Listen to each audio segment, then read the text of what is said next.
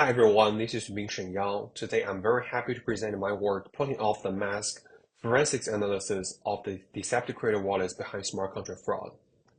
This work is done by me and all the other awesome colleagues from Georgia Tech Sci-Fi Lab. And let's begin. So our story begins with our FBI agent Jake. One day he receives a fraud report. In this fraud report, as we can see, the scammers promise a very good return with a fraud contract address. And what our victim did was victim started making transaction to that fraud contract. And Jake, as an investigator, what he did is to follow the stolen fund to find all the other contracts and wallets on the fund flow.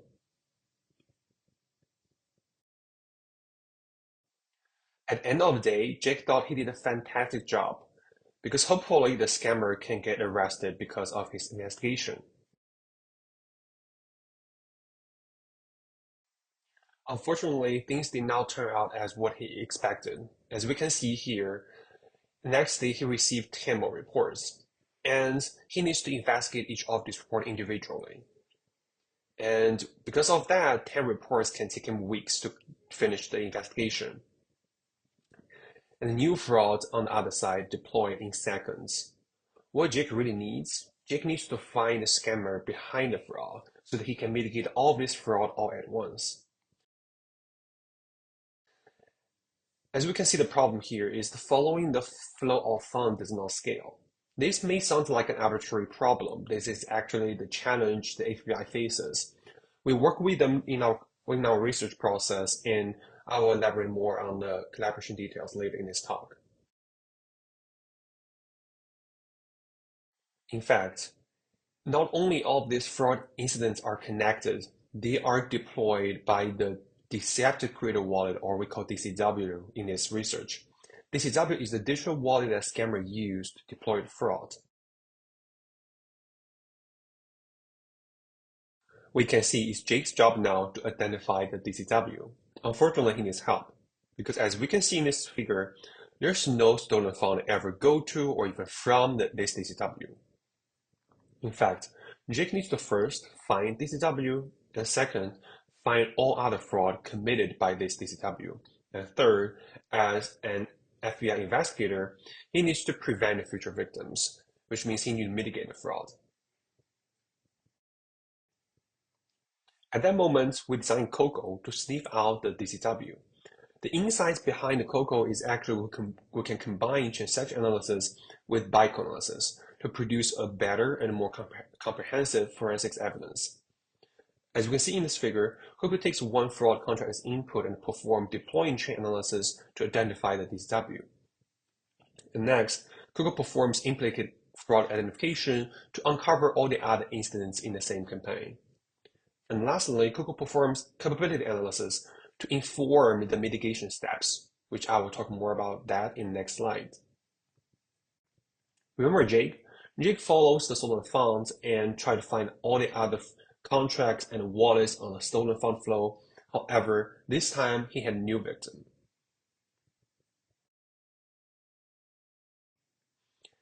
As we can see here, the new victim interacts with the same fraud contract. Things start getting weird from this point because this time, the fraud contract moves the fund to a totally different recipient.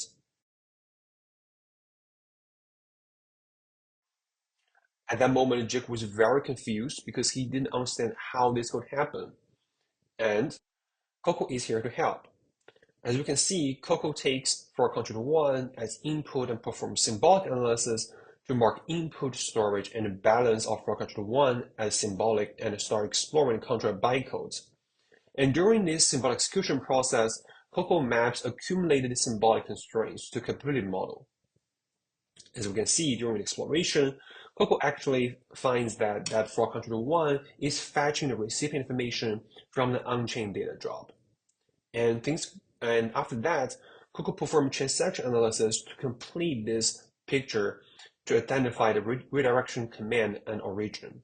In this case, Coco found contract 4 is actually defining the recipient information to the fraud contract 1 through the on-chain data drop.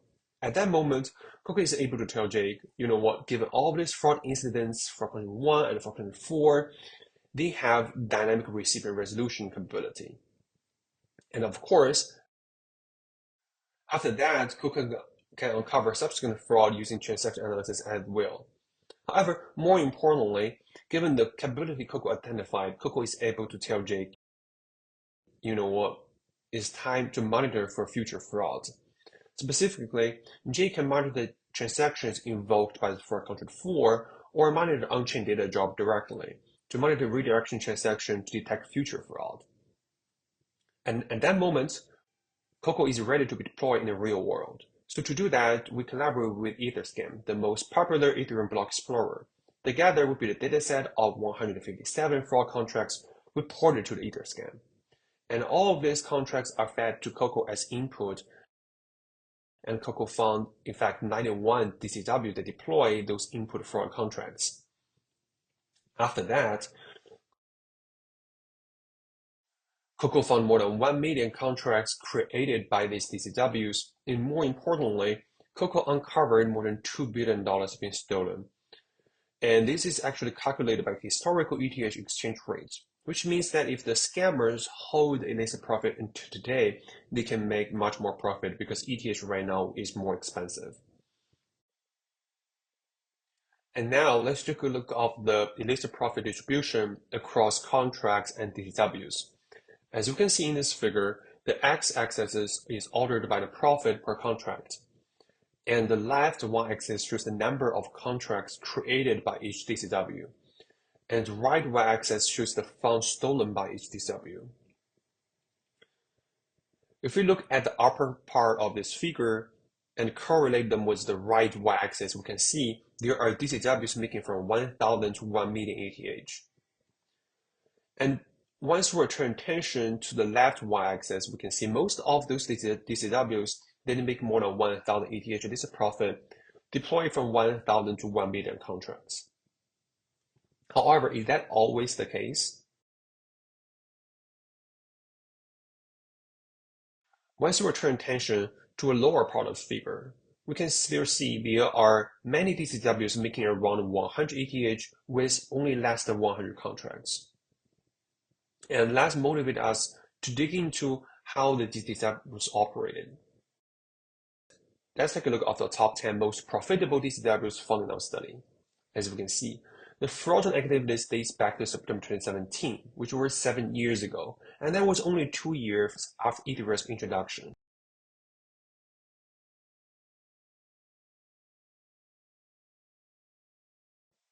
And things get really worse if we turn attention to the illicit profit-wise, because we can see those top 10 DCWs make more than $1.7 million as illicit profits.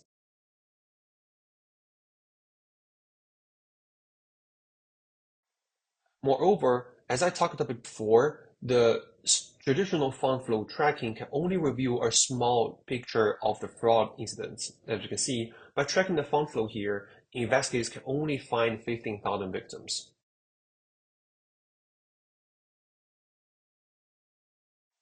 However, by integrating malware forensics with transaction analysis, Coco actually uncovered almost 500,000 victims, which are much, much more than the traditional fund flow tracking. At that moment, given the scope of this fraud and the capability of the Coco, we decided to collaborate. So we first collaborated with Etherscan. We reported 91 DCWs and more than 1 million contract fraud contracts to them. And as we can see in this email, our collaboration is based on a shared Google Sheets. And we're in collaboration to flag these fraud addresses. Here is a very good example of a flagged fraud contract. As we can see, this message will warn future users to never transfer funds to this contract.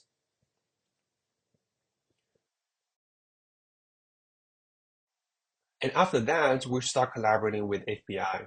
As we can see in this email chain, we had a meeting with FBI agents, and we are currently on a collaboration to mitigate the fraud. And of course, there will be much more in the paper. We talk about predicting the fraud before it happens, and we talk about self-replicating, polymorphic fraud contracts during the upgrading process, and also talk about fraudsters colluding together. And we also want to say many thanks to our collaborator FBI and EtherScan. And Coco is also publicly available on the GitHub repo. To end this talk, I want to have a special acknowledgement to my beloved Angel Coco. Thank you for joining my talk. If you have any questions, feel free to reach out to me through email.